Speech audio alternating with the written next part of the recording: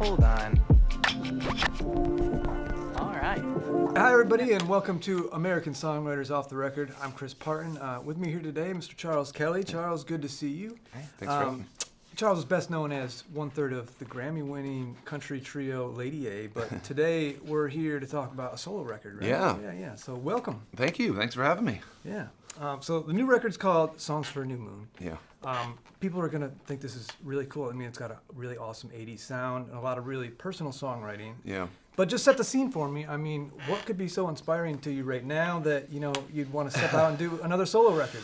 I think it's just getting to a point where you're going into music a little more fearless for me. I mean, I think for the longest times, in the genre, you feel like you can't paint too far outside of the lines. And so I feel like, I'm at a spot where, that the band is always going to be its thing, but I've got this opportunity as a solo artist to paint a little bit more outside the lines. And, with my first solo record, I guess it was 8 or 9 years ago, which is crazy to me. And, it was much more of a songwriter, Americana, type of record. And I don't think I necessarily had set out to say, okay, when I do another record, I want to do an 80s, feel good record. But it just kind of happened, for those who don't know, I went through this sobriety journey. I'm getting close to 3 years. And so there was just so much, I think, personal growth, personal struggle, personal just everything kind of shifting. And I just got to this place where I was like, what kind of music do I want to make right now? And what do I want to say? What do I want it to feel like? And I knew I wanted to make something that felt good, And I think just, again, feeling like you couldn't paint too far outside the lines for so long made this so exciting because, I think we had talked before, I didn't put any, what I like to call country insurance. Like sometimes you can kind of have clearly a very poppy song, and then the trick is, all right, throw a little banjo on there, throw a little mandolin on there, throw a little steel. Yeah.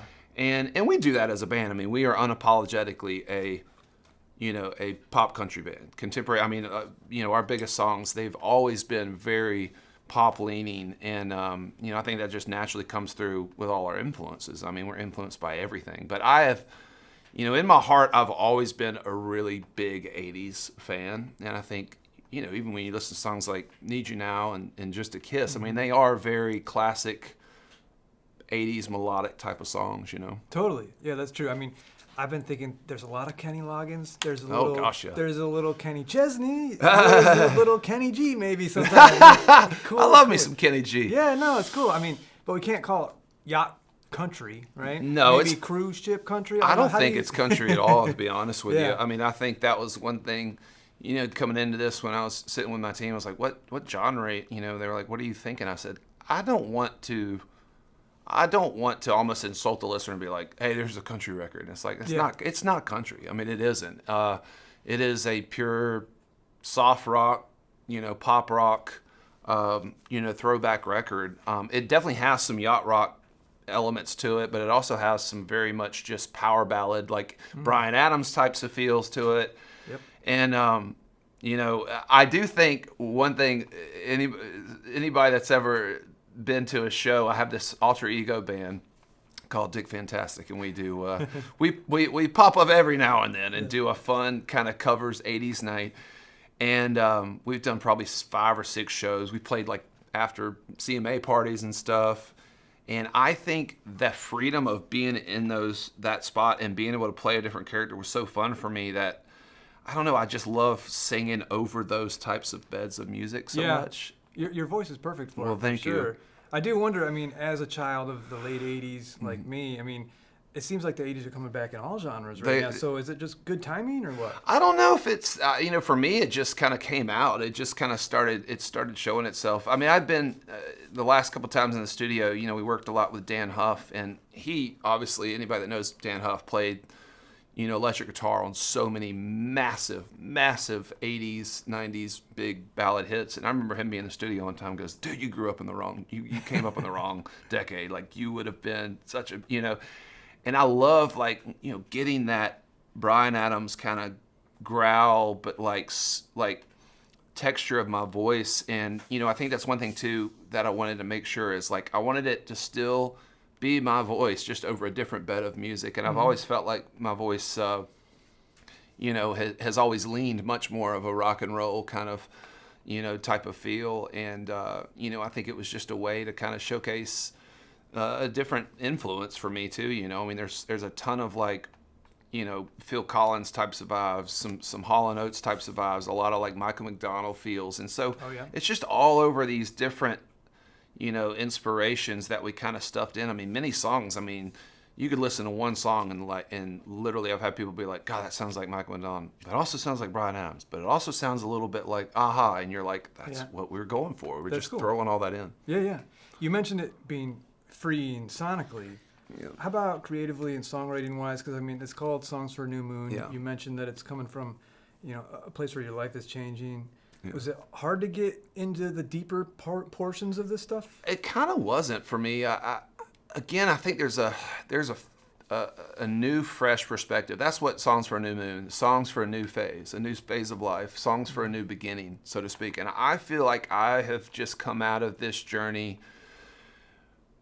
realizing that I was holding on to so much fear of losing what I had, fear of, you know, so much of that I think is, you know, so much of what was driving me, I think was literally was a little bit of a fear base. And I think I wanted to go into this record just like, what kind of music do I want to make and not worry about if people thought I was crazy or not. I mean, I had, when I first started sending that to friends, I was like, all right, check this out. You know, here's a disclaimer. It's the 80s. I don't know what I'm going to do with it. And they were like, I don't know what this is, but it's badass, and you got to do it. And so it just, I think it just started slowly showing me that like music has to make you feel a little uncomfortable to catch, I think to catch people's ears. I mean, I'd be lying if I said I don't want it to, you know, have some sort of success. I really just want ears. I don't care if I make any money back. I self-funded this whole thing, and I was like, in today's age, I mean, you could have 1 billion streams and make $100. So I was like, it's not about the money for me. I have, you know, been fortunate enough to have so much success with Lady A that I'm in a place now where I can be like, I can do this because I want to do it. And if it happens to you know, reach as many people, like that is my goal. And just to see, I think, to feel the excitement from some of the fans that have, and new fans that I'm kind of getting, they're like, I was not expecting this from the guy from Lady A. Yeah. That's the reaction I wanted. That's cool. Yeah, yeah. Congratulations. Thank you, man. Okay, 16 songs on this one. Yeah. We are American Songwriter, so let's talk a little bit about the songs. I mean, what was your favorite songwriting experience here? I still think the hands down favorite was which we made our first single, which is Can't Lose You. I mean, it really set the tone of this project. There was 2 songs, another song called Run, and then Can't Lose You. I was in a writing room over at Lindsay Rhymes. He's this great Australian producer, writer, and we were over at his place, and Josh Keir, who we wrote Need You Now with, massive songwriter. Yeah. And then another guy who's kind of newer on the scene but having a lot of success, Michael Whitworth, and he's just a crazy energetic guy. And so the combination of the 4 of us in this room, and I don't know, I came in there and I said, man, let's do something fun. Like, can we go like kind of 80s with this, but still thinking it would be like a country 80s and maybe a Lady A song, you know, maybe the beginnings of a Lady A song. And he just starts playing that riff, and when we got like the whole 4 or 5 hours we were there, I mean, there was just so much excitement in that room, and we all left that day going, I haven't felt that excited, and I think it was because we all stepped out of our own little boxes. We all got to paint outside the lines. And I mean, we were literally leaving going, what's your schedule? What other day can we get in? When can we get back in there and do this? And I do think that little group of the 4 of us was really, you know, creating something and feeling like we were actually on a little bit of a journey. I remember we had a lot of conversations. I said, guys, I know anytime someone comes into a room with me, the last thing they want to hear is, hey, let's write a song for my solo project. They want to hear, let's write a song for the band. Yeah. But everyone just jumped into it, and we were all kind of like, what if this does something? I don't know. And I was like, we might be wasting our time, but it sure does feel fun. And we're all at a place now where it's like, can we make some music just for fun and not worry about if it's a commercial success? Yeah. And usually that's when the best music is made. So that group, and then of course Sam Ellis, we did so many together too. And to me, between Lindsey Rhymes and Sam Ellis, who kind of pretty much both produced separately about the majority of this whole project, okay, yeah. They really set the tone of committing to this vision with me. And I said, too, I was like, lyrically, I want everything to fit into a little bit of this theme of redemption, forgiveness, gratitude, looking back and kind of overcoming, some demons and different things of that nature. And I think it's, hopefully people can hear, kind of the authentic, kind of heart behind it, And so I don't know, but it's been the most fun thing I've ever worked on. Yeah, I mean, I think you can hear the fun in it for sure. What about was there any that were hard to get through? Like, what was the hardest song to write? And that can be either, just technically getting the right words or maybe to express them. Man, I think for me, probably Never Let You Go, which is which is kind of a ballad, but it was really, I was trying to go back to that moment of all those, silly fights that happened after too much drinking and different things, words that were said where, you can't take back. Yeah. I mean, I would say stuff, in a drunken night, and my wife would remind me about it 3 years later, and I was like, I don't remember saying that. That was me. That didn't sound like me. Wow.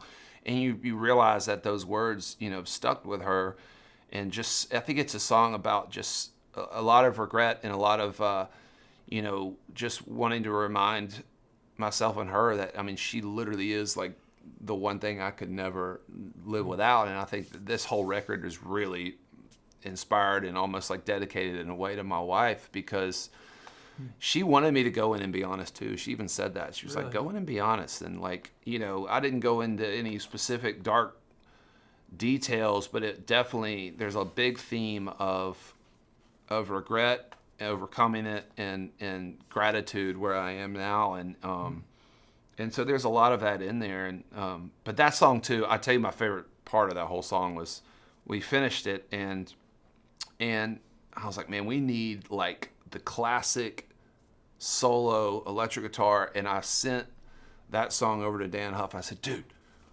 what do you think of this? Will you lay something? He was like, man, I love this. I've got you. And like, I mean, he just did it for free. I was like, send me all your stuff. He's like, come on, man, this is fun for me. And like, to have Dan Huff with this classic solo that just reminds you so much of all those giant hits that he played on, I mean, it sounds like this Journey song. So I don't know, having Dan on there too was this little stamp of extra, I guess, 80s cred that felt really cool in that song. But that was probably the most, honest song off the record. Yeah, for sure. It does go pretty deep. But then, like you said, there's a lot of fun too. Yeah. I do want to ask you about covering Cyndi Lauper. Yeah. Where did that come from? Sam Ellis had this idea, man. I was like, we've got to find a cool cover.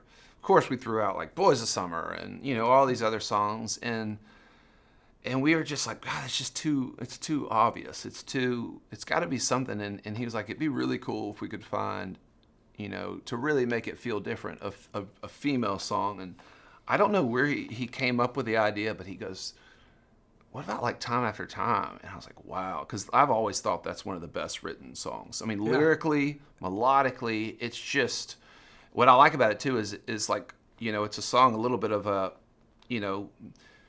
maybe a little love lost thing, but always wanting to be there. But for me, all I can think about is like my kid when I'm, my boy, when I'm like, time after time, when you're lost, you will find me time after time. And it's just, I think that's what I love about songs, is they can have different meanings for different people. And, but I don't know, we had that idea. And so we just got in there one day and just started kind of putting it together, and it really developed. It really started out at first where we were like, let's just have this be the one really simple, just piano and vocal. And it got really boring after a while. I was like, we need something. And so Sam, he's such a genius. He plays every instrument under the sun. And he goes, let me play with it. And so over about a week, he would add different little layers in it, and the song builds in such a beautiful way. And he added these beautiful vocal layers towards the end of the song that it's just a very atmospheric, kind of song, the way he approached it. And so I can't take, really much credit for any of the production on this entire record. Obviously, I had ideas, but I mean, between Lindsay and Sam, and even Nathan Chapman did a song for me. I mean, the ideas, the amount of creativity in this town too is just, it's mind-boggling to me that these guys can go wherever they want to go. And I think again too, they felt so invested because it was so different and fresh for them. I think after a while with anything, you feel boxed in a little bit when you're writing just for a specific genre. I think that's what's great about the pop charts is a big pop song can be something like Shabuzi, or it could be something like Chapel Roan, or it can be Kings of Leon, And I feel like these pop writers get this freedom to just throw everything out. And sometimes as country songwriters and producers, we feel like we've got to stay in this box. Right. And so I think for them it was refreshing. Yeah, that's a little self-imposed. I think we're starting to free up a little bit. So I do agree. I mean, it always has been pushed. I mean, I feel like we were, unapologetically kind of pushing a little bit the genre.